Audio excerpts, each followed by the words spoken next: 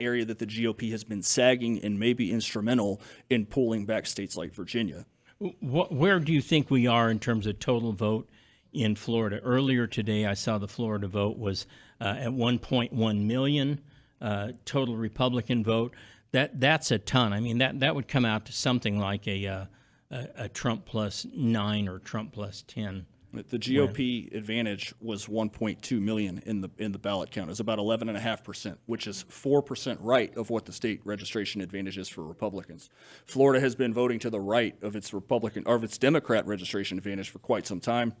It flipped in party registration in 2021. I think we're probably looking at a Trump win by 12 or more points.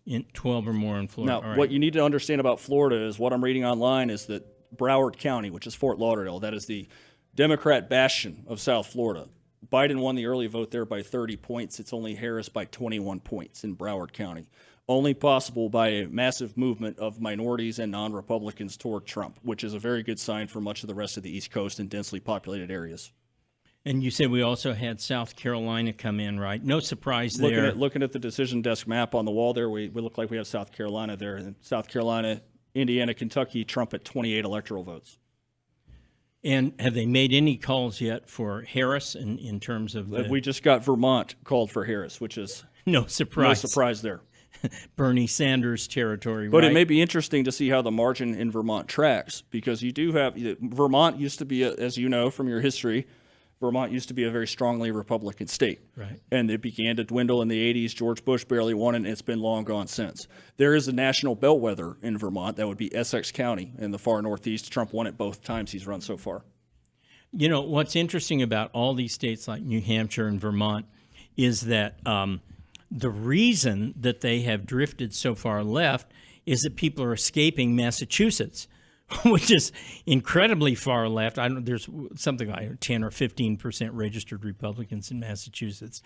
So you get all of it's sort of like what's happening on the West Coast with the Californians. I'm sorry, I need to use my Arnold Schwarzenegger California vote. All these people coming into Arizona and trying to bluify Arizona. We're seeing that happen in much of the